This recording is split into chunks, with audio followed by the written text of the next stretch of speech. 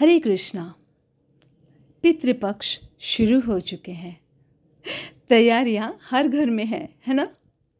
कितनी सुंदर है हमारे ये क्या शास्त्र, संस्कृति, सभ्यता, हमारा कल्चर। देखिए ना, पितृगण जो हमारे बीच में नहीं है, मतलब मैं पूर्वजों की बात कर रही हूँ, पर इतनी सुंदर हमें एक मौका दिया गया है कि जहाँ हमारे बीच में अपने लोग नहीं है, फिर भी उनकी आशीर्वाद प्राप्त करने के लिए आज का दिन, मतलब ये पितृपक्ष चुना गया है। तो भगवान ने हमें और एक मौका दिए हैं। चले पितृगण का आशीर्वाद ले ले। बहुत सरल तरीका है। सामग्री आप ला लीजिए घर पे।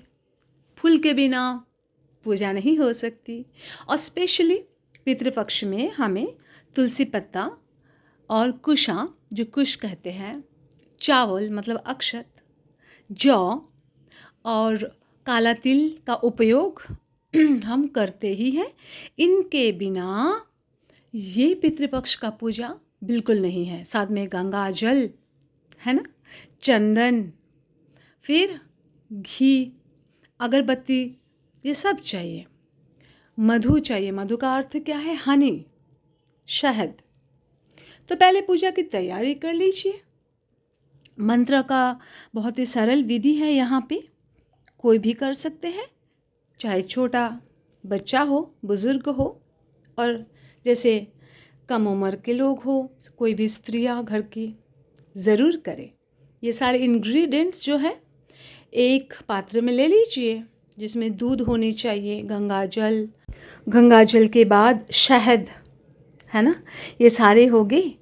फिर हो गया सफ़ेद फूल होनी चाहिए, शांति का वातावरण मेंटेन करने के लिए। फिर यहाँ पे ज़्यादा सुगंधित फूल हम यूज़ नहीं करेंगे। तुलसी पत्ता रख दीजिए पात्र के अंदर। फिर हम क्या रखेंगे यहाँ पे? काला तिल, जौ, चावल, ये सब एक जगह में मिला लेंगे, जैसे मैं यहाँ पे किया।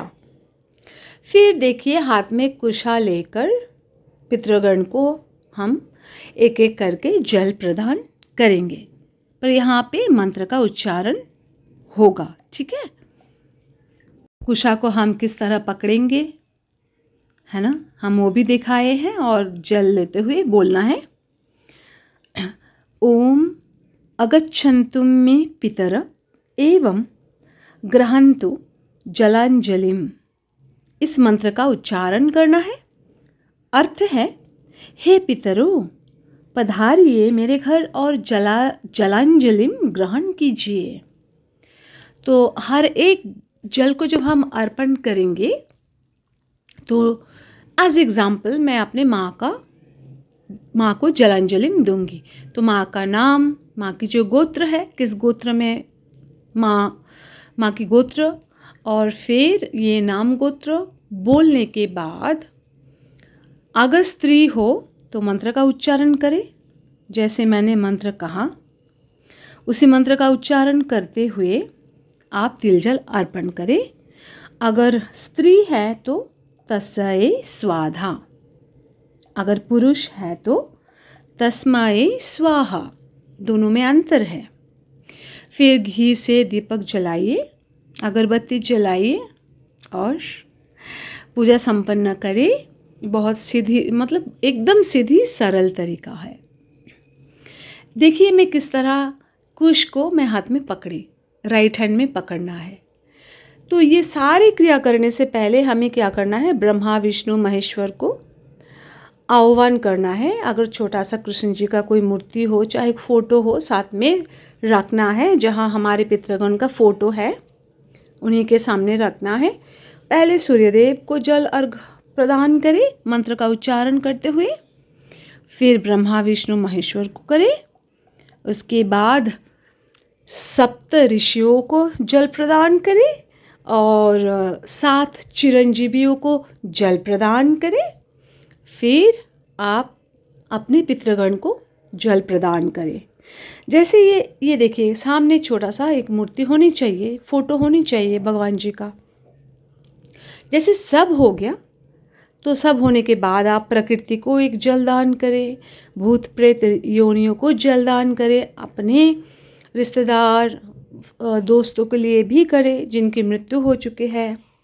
और अपने घर की शांति वातावरण चाहिए हमें, तो अपने घर को शुद्ध रखने के लिए अगर कोई इस तरह की नेगेटिविटी है तो उनके लिए भी एक जल प्रदान करें। और प्रकृति में बसी सब पशु पक्षी सभी के नाम पे एक जल प्रदान करें। मंत्र एक ही होने वाला है। और कुशा को पकड़कर जल को जब प्रदान करेंगे तो किस तरह मैं जल को नीचे गिरा रही हूँ पात्र में। और एक बात का ख्याल रखिए, जब हम इस तरह जल अर्घ्य प्रदान करेंगे पूर्वजों को, तो हम दक्षिण की ओर मुंह करते हुए आसन लगाएंगे। ये ज़रूर ध्यान रखें। हरे कृष्णा।